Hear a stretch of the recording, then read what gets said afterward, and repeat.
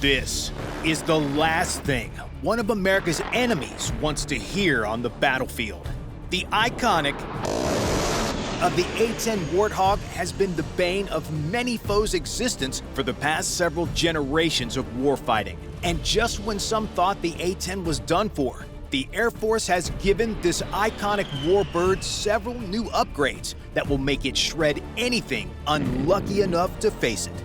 Starting with the GAU-8 Avenger, which is the business end of this lethal warbird.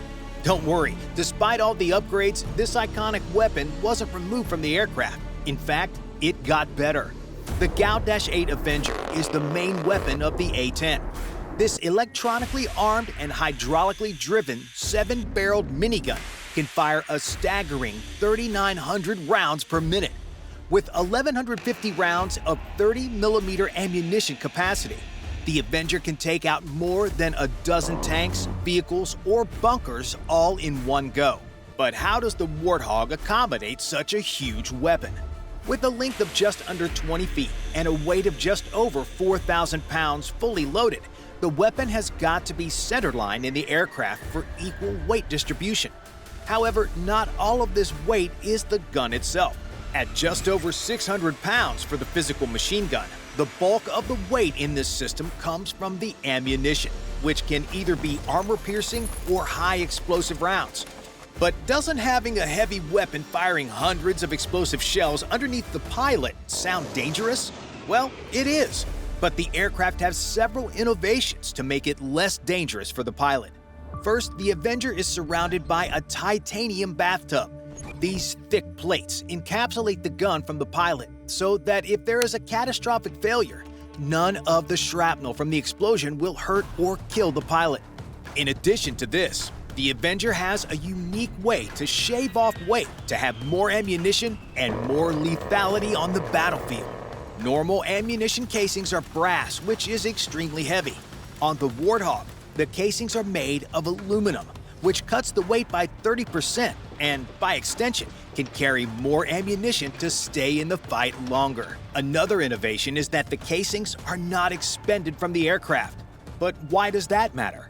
Expended casings are foreign object debris that, if sucked into jet engines, would not exactly be the best thing for them. If a pilot sucked these up, they could cause a stall, an engine fire, or even an explosion in rare circumstances. By keeping all of the casings inside the aircraft, the pilot doesn't have to worry about losing an engine from their own shell casings. However, this is not the only benefit of keeping the shells inside. Because the gun and ammunition weigh so much, the A-10 needs to keep the empty shells to help stabilize the aircraft and keep it balanced. Ejecting all of these shells would throw off the center of gravity and make the plane tip over. So how on earth are they going to keep the plane balanced and avoid the worst-case scenario where the plane goes barreling into the earth at top speed? But before we answer that, let's talk about something exciting. If you've ever wondered what it's like to fly the A-10 and keep that beast balanced after a big fight, well, you don't need to join the Air Force to find out. You can jump into the cockpit of the A-10 and thousands of other amazing vehicles in War Thunder, the most realistic combat game out there. War Thunder has this incredible X-ray damage view and realistic physics that make every battle feel real. You can see exactly how each hit impacts a vehicle, from engines to armor. Plus, you can customize everything to look just like the real deal. With over 70 million players, you'll dive into epic PvP battles that are as immersive as it gets. And here is the best part. If you're new or haven't played in 6 months, you'll get 100,000 Silver Lions, a 7-day premium account, and the exclusive Eagle of Valor vehicle decorator. So what are you waiting for? Click the link below and download War of Thunder for free on PC, PlayStation, or Xbox today. Anyways, back to the A-10. Maintaining balance is so important in the A-10. This is why, when no ammunition is loaded, steel ballasts are installed inside the nose of the aircraft to keep the plane balanced while in flight. This is double important when you consider the fire control system that takes over when the pilot squeezes the trigger. Once the pilot locks in on a target, the A-10's onboard computer system takes over. Because the pilot has to worry about so many other things, the system will automatically adjust the aircraft for things like pitch, roll, and yaw in flight to keep the Avenger steady within a 5-mile milliradian hitbox. But what is this exactly? A radian is an angular measurement of a circle equal to about 57.3 degrees, and a milliradian is 1,000th of a degree of a radian. But why does the military care about this? After all, this is a weapon of war and not some high school geometry class, right?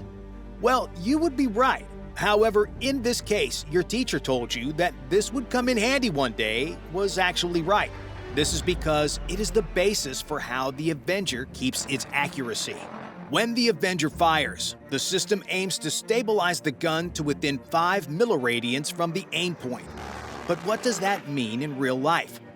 This precise engineering equates to a spread pattern of 80% of the shots hitting within a 5-foot distance at 1,000 feet and going out to a 40-foot distance at 4,000 feet. And if you don't think that's too impressive, consider this. The average main battle tank is around 30 to 40 feet, depending on the make, model, and country of origin, which means that potentially a tank could get shredded with hundreds of high-explosive shells in a matter of a few seconds. Pretty impressive, huh? And despite how impressive the Avenger is, it's not the only weapon system on board. Underneath each wing, there are 11 pylons. Essentially, a pylon is just a piece of metal that's fabricated to be flush with the wing and fit different types of weapons. Some of the pylons are slightly different, since some carry sensors we'll get to in a little bit, while others are hardened to carry more weight. But what's even more fascinating is what the Air Force loads onto these pylons. One of the primary weapons that A-10s carry is the AGM-65 Maverick missile. This anti-tank missile is a 37-kilogram warhead that can penetrate the armor of most legacy Soviet tanks. These missiles can be infrared, electro-optical, or laser-guided munitions, giving pilots flexibility in how they want to engage. In addition to these missiles, the Warthog can carry either 500-pound or 2,000-pound general-purpose bombs. However, these aren't like the dumb munitions of World War II. Instead, each of these bombs received a Joint Directed Attack Munition, or JDAM package that turns these dumb bombs into GPS-guided menaces. But that's not the only upgrade. Because of weight issues, the A-10 has been limited in carrying smaller munitions. However, this has been a problem since a lot of the targets the A-10 has engaged in recent years do not require a 2,000-pound or even a 500-pound bomb. Instead, the GAU-39 small-diameter bomb is the right tool for the job. But there was a problem. In previous A-10 models, these bombs were too small to fit properly on the pylons. With recent upgrades, the A-10C Warthogs that are flying today can easily accommodate up to 4 GAU-39s each, essentially turning the Warthog into a flying bomb truck. But physical weapons are not the only upgrades made to the Warthog in recent years. They've also gotten some pretty sick countermeasure systems. On legacy models of the aircraft, the Warthog came equipped with 2 kinds of countermeasures, chaff and flares. Chaff is essentially a superheated cloud of hot metal flakes that is supposed to confuse an incoming missile. Flares are also hot, disposable objects with intense heat, meant to rein in heat-seeking missiles. They're both commonly used since chaff can often confuse both heat-seeking and infrared homing missiles, while flares can also walk heat-seeking missiles away from the aircraft. Imagine you're flying the A-10 and suddenly a missile locks onto you. How do you stay safe? That's where these radar warning receivers come in handy. In order for most types of missiles to get a lock, an air or ground unit needs to lock onto the target first to gather a targeting control solution before firing a missile. Located on the wingtips and the back aft, the new A-10s have improved radar warning receivers that are better at detecting incoming threats and computing their own fire control solutions on when and where to deploy countermeasures. With only 1 to 3 seconds to react to incoming fire, this system is critical since it takes all the speed, wind, and turning calculations out of the pilot's mind so they can focus on flying the aircraft. However, having an automated deployment sensor is not the only improvement. Recent upgrade packages have also seen the ADM-160 Miniature Air Launched Decoy, or MALD. The MALD is the latest and greatest decoy in the Air Force's arsenal and greatly enhances the A-10's survivability. Here's how it works. Carried underneath one of the pylons, the pilot can deploy the MALD when a particularly deadly or missile of unknown capability has been fired at the Warthog. Once off the rails, the MALD is pre-programmed to squawk one of any number of pre-programmed frequencies to mimic other aircraft. Once away, the MALD will fly up to 100 different waypoints to escape from the Warthog. The hope is that the incoming missile will follow the decoy, which could be broadcasting an image as large as a B-52 bomber and explode harmlessly in the distance. But the new upgrades go far beyond just physical weapons and countermeasures. The new Warthogs also feature a robust combat system suite and new sensors. Part of the reason why the A-10 is so reliable is because of its reliable navigation systems that allow it to accurately know its position even in GPS-denied environments. How the A-10 Warthog does this is due in large part to its improved navigation suite for its central data unit. The central data unit is the brains of the Warthog's navigational picture. While it can receive GPS updates to know where it is in the world if GPS is denied, this isn't a problem due to the mission library that's loaded in the unit before each flight. The mission library is a complex route of up to 2,000 data points that tell the aircraft where it is supposed to go. In combat, the pilots use various tools on board that include advanced terrain matching software that can serve as a visual indicator if they're on track or not based on the preloaded charts. In addition to the preloaded charts and ground terrain matching software, the Warthog also comes equipped with a radar-stabilized altimeter that can easily tell the pilot their altitude no matter what sort of crazy maneuvers or turns are going on. However, this radar is arguably the least advanced on board when compared to the state-of-the-art targeting pods carried on the pylon. In addition to the electronic warfare pods mentioned earlier, the A-10 can also carry two AN/ASQ-236 Dragon's Eye targeting pods with one under each wing, and their capabilities are literally out of this world. These active, electronically scanning arrays come standard with advanced side-looking airborne radars and synthetic aperture radars. With these radars, the A-10 can take photo-quality images that show finite details from tens of thousands of feet away. And how good are these photos, you might ask? Well, according to some experts, the A-10 was so good in Iraq and Afghanistan that it could see partially buried IEDs in the ground. That takes high-definition TV to a whole other level. These radars need to take such high-quality photos because they come equipped with ground-moving target indicators. These computer programs essentially have a library of common equipment the A-10 could see on the battlefield and compare to what the images show. Because the A-10 is moving incredibly fast and often under hostile fire, it really helps the pilots out a lot by being able to scan wide areas for targets. How do pilots see targets identified by these high-tech pods? Think of it like a video game HUD, but in real life.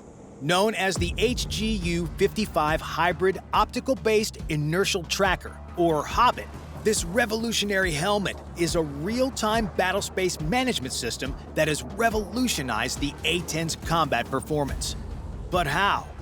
What the Hobbit does is it allows the pilot a heads-up display, eyes-out approach combined with being a targeted data processor. This means that as the pilot looks out the window, they can see crucial data like altitude, airspeed, G-forces, and other flight data combined with the locations of enemy and friendly units. When pilots look through that monocle, they will see enemy units highlighted in red triangles, while friendlies are in green. In addition to having this information, the pilot can designate targets as hostile without looking away, since the helmet cameras are interfaced with the combat system suite. Therefore, the pilot can look away at, say, a tank designated hostile and then start shooting at it all without looking away. But how does the information get to the other aircraft in formation? Thanks to Link 16, the A-10 Warthog is now more interconnected on the battlefield than ever before. Link 16 is an encrypted tactical data link and is the gold standard in secure military communications. Through frequency hopping, sending information at regular intervals, and other secure methods, the data link is able to share information with other A-10s through Link 16 instantaneously on the battlefield. In real life, if our pilots wanted to target an enemy tank convoy, they could target it with the Hobbit, broadcast it to the formation, and then swoop in for an attack. During this attack, crucial information like fuel status, battle damage, and remaining ammunition can all be shared so that flight commanders can make sound tactical decisions without waiting for voice communications from each pilot. And if you thought that was cool, wait till you hear about some of the new survivability measures that make the A-10 almost impervious to any type of ground fire. Colloquially known as the titanium bathtub, this piece of armor is what helps ensure the pilot remains safe inside the cockpit, despite whatever is going on around the plane. While there's not a literal bathtub around the pilot, 1,200 pounds of rolled titanium are meant to encapsulate the pilot and key aircraft systems from battle damage. This armor, which ranges in thickness from 0.5 to 1.5 inches thick, is the cornerstone of the A-10's survivability. While some naysayers think the armor is not as good as it purportedly is, historical performance on the battlefield has proven that the A-10 can basically eat any type of small arms and heavy machine gun rounds up to small caliber anti-aircraft rounds. But even if the A-10 were to take some serious battle damage, there are numerous redundancies on board to help mitigate it. One of these redundancies is self-sealing fuel tanks. Self-sealing fuel tanks are when a standard fuel tank on an aircraft has a special layer of usually rubber-type materials that swell upon contact with fuel. This works in real life when the A-10's fuel tanks get hit and start leaking fuel. Once this fuel hits the self-sealing layer, a special rubber material will absorb the fuel and seal the leak. Another way the A-10 is redundant for battle damage is through its vertical stabilizers on the rear of the aircraft. While they might look clunky and oddly shaped, these stabs actually serve a valuable purpose. If you look at the A-10 from the side, you'll see that the engine exhaust comes out right behind these stabs. And while the A-10 doesn't have afterburners that reduce the heat signature of the exhaust, there is still a ton of heat back there that can serve as a juicy target for a man-portable missile system. But any would-be enemy firing a man-pads at an A-10 would have a very hard time scoring a critical hit on the engines, since if shooting from the side, the incoming missile would strike the stab and not the engine. If shot at from behind, the A-10 is already going away and can probably outrun a smaller man-pads type munition. Even if the soldier scored a lucky hit, thanks to independent propulsion and hydraulic systems on board, the pilot could isolate lost systems and either side could pick up the slack for the other. This even includes the event of a fire on board. However, the A-10 is not only built to handle external threats. The airplane can actually down itself if some measures are not taken. But how?